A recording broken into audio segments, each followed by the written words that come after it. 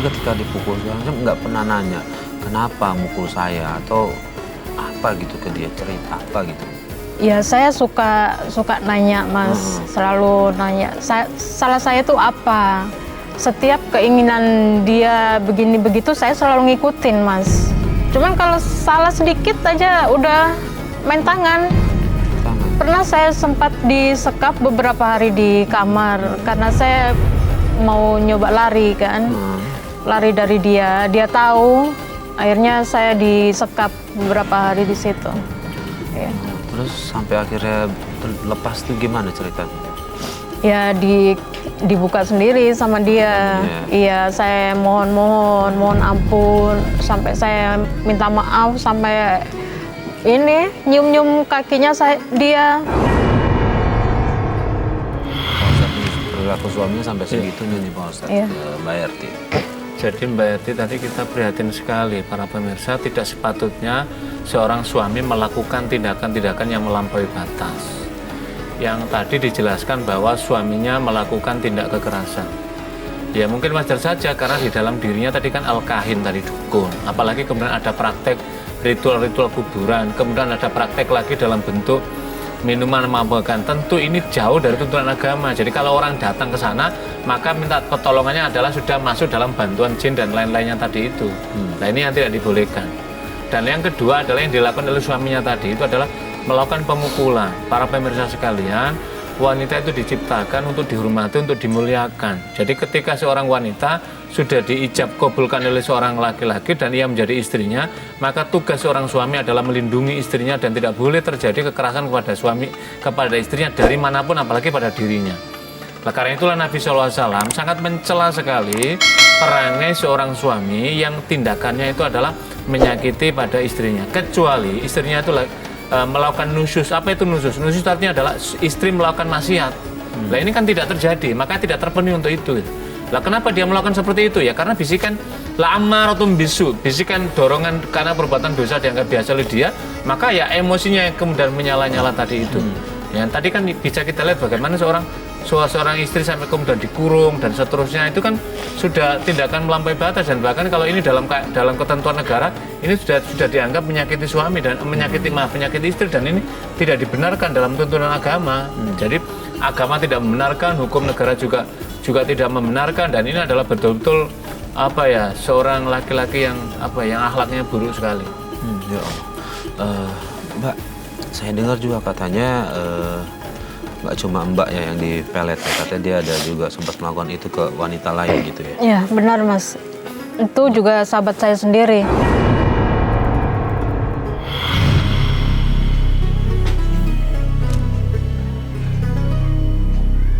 Ada suara ya di dalam? Jangan-jangan. Astaga Mas, Mary, kamu ngapain di sini sama suamiku? Herti, aku bisa jelasin, aku minta maaf. Mas, apa-apaan ini ya? Bisa-bisanya kamu selingkuh dengan temanku sendiri. Dan kamu Mary, teganya ya kamu mengkhianati temanmu sendiri. Aku bisa jelasin semuanya, Her. Apa? Mau jelasin apa? Maafin aku. Udah ini sih. Kamu bisa selalu. Gak mau, Mas. Udah. Gak mau. Kamu tinggal di sana. Kamu sudah. Pergi sana. Gak mau. Apa-apaan sih? Jangan bilang pergi kamu. Pergi sana. Pak Ustadz, ini bahkan Mbak Herti melihat langsung suaminya berselingkuh. Ini kan suami yang tidak hanya fahisyah tetapi juga mungkar ini, melakukan kemungkaran. Kalau fahisyah itu artinya adalah orang yang melakukan perbuatan maksiat kepada Allah. Kalau ini yang mungkar itu hanya orang yang mengingkari dari apa yang disepakati bersama suami istri. Ini kan, dan apalagi yang ketika istri menyaksikan sendiri. Jadi kalau seperti ini diajukan ke pengadilan, udah selesai urusan rumah tangga itu gitu. Ini kalau Mbak Herti ini orang yang orang yang penyabar, yang berusaha sedemikian rupa karena ada anak tadi itu, saya kira udah selesai dalam kaitan ini. Lah karena itulah para pemirsa sekalian, tidak sepatutnya ada tampilan laki-laki kemudian apalagi sampai membawa ke rumah. Ini kan Al-Quran menjelaskan masuk dalam perbuatan zina. Wala taqrabuz zina innahu kana fahisha wa sa'a sabila. Jadi jangan melakukan perbuatan zina, karena zina itu adalah perbuatan fahisha dan seburuk-buruk jalan. Jadi Orang seringkali suami melakukan kemungkaran semacam ini, fahisha semacam ini dan merasa enjoy saja. Padahal sesungguhnya ia sedang menanam keburukan untuk dirinya sendiri dan kelak dia akan memanennya. Tanpa ia sadari, Mbak Esti, yakinlah bahwa keadilan ketentuan Tuhan akan berlaku kalau dia tidak mau bertobat. Maka Tuhan akan memberikan hukuman yang lebih berat dari apa yang dia lakukan gitu. Nah inilah saya kira, apalagi istrinya merasa didolimi dan tertekan dan kemudian berdoa, ini kan mengerikan sekali. Tapi ada satu hal tadi itu yang dilakukan oleh Mbak Erti sampai yang pertama tadi Mas Farid sampai bersujud di hadapan istrinya tidak dibolehkan. Nabi SAW dalam suatu kesempatan begini, jika sekiranya aku diperintahkan untuk bersujud, diizinkan untuk merintahkan seseorang untuk bersujud kepada selain Allah, niscaya akan aku perintahkan seorang istri bersujud kepada suaminya, itu kalau suaminya taat. Tapi kan Allah tidak memerintahkannya, Nabi tidak mengizinkannya, karena itu orang boleh bersujud hanya kepada Allah Subhanahu wa taala. Jadi apa yang dilakukan tadi itu sudah keterlaluan dari seorang suami kepada istrinya. Nah, Pak Herti, ini sih pasti sudah dipastikan kalau memang benar dukun pasti jauh dari agama. Tapi sebenarnya dia ada ibadahnya nggak sih? Sama sekali nggak kenal agama, Mas. Sama sekali. Setiap saya mau berbuat kebaikan itu, kalau dia tahu, saya dihajar. Tapi dia Muslim. Muslim hanya di KTP aja. Jadi setiap Mbak Herti mau berbuat kebaikan, dia langsung marah. Saya dihajar sampai diseret di jalanan pernah, sampai muka saya juga ditempelin di jalanan, ditarik-tarik rambut saya itu ditarik seperti binatang.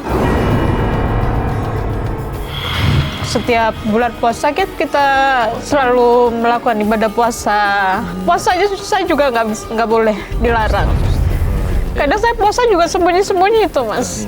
Pernah suatu hari. Kenapa terjadi? Karena tadi itu kahin dukun tadi, profesi yang dijalani dukun tadi itu kan minta bantuan kepada jin-jin kafir itu. Iblis dan aneka macam itulah.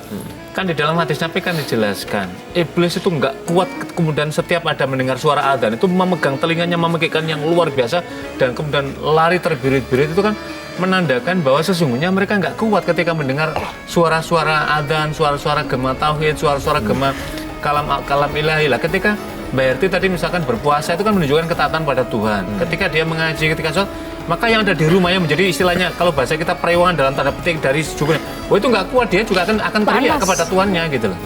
Karena itulah mengapa Nabi SAW memerintahkan penghuni rumah itu dengan kalimat Zainu buyutakum biqiraatil Quran, hias-hiasilah rumahmu dengan bacaan lantunan ayat Al-Quran. Itu tujuannya adalah untuk membersihkan tadi itu aneka macam makhluk-makhluk jahat tadi itu, supaya tidak melingkupi dan mengganggu kepada kita. Lah ketika di rumahnya justru diundang oleh suaminya tadi aneka macam makhluk tadi supaya memberikan perewangan dia, supaya menunjukkan kekuatan dia sebagai seorang dukun, kemudian ia melakukan mengaji seterusnya. Ini kan sama dengan membabat, otomatis dia akan marah karena jiwanya dia itu sudah hilang dari norma agama, ketentuan agama. Yang diliputi itu adalah bisikan-bisikan syaitonianya yang begitu kental. Akibatnya apa? Dia akan melakukan apa saja untuk memenuhi bisikan-bisikan jahat tadi itu kepada istrinya. Makanya sampai kemudian Mbak Esti diajar tadi, itu kan menunjukkan aspek itu. Ya. Lalu Pak Ustadz bagaimana nih Pak Ustadz? Ini kan istri harus taat sama suami. Tapi kalau suami melarang ibadah, istri boleh melarang? Tidak boleh. Jadi begini, di Al-Quran itu dijelaskan. Jadi ketika misalkan di dalam surat Luqman, Allah menjelaskan, wa in jahadaka ala an tusyrika bi ma laysa laka bi ilmun fala tutihuma wa sahibuma fid dunya ma'rufa. Ini kaitannya dengan orang tua, tetapi bisa kita analogkan, bisa kiaskan. Jadi misalkan kita ini punya orang tua, tetapi orang tua ini mohon maaf mungkin berbeda agama. Lantas orang tua kita tuh menyuruh pada hal-hal yang misalkan kemusyrikan yang sesungguhnya di dalam agama kita tidak diizinkan, maka kata Al-Quran, janganlah engkau mengikuti perintah orang tuamu apabila perintah orang tuamu itu bertentangan dengan tuntunan agama. Tetapi wasahibuma fid dunya ma'rufa, tetapi kamu menolak pun kalau pada orang tuamu, tolaklah dengan cara yang halus. Maknanya apa? Jangan sampai ketika orang tua kita memerintahkan keburukan, kejahatan, tapi kemudian kita menolaknya dengan cara supaya hati orang tua kita tersakiti. Nah dalam konteks tadi, bagaimana hukumnya? Kiasnya ketaatan kepada suami. Suami itu boleh ditaati. Itu kapan? Ketika suami taat kepada Allah dan Rasulnya. Ketika suami tidak taat kepada Allah dan Rasulnya, maka seorang istri gugur kewajiban dalam rangka untuk itu. Misalkan seorang istri, wah kamu di sana pergi ke sana, kamu saya tapi maka tidak dibolehkan dalam kaitan di sini.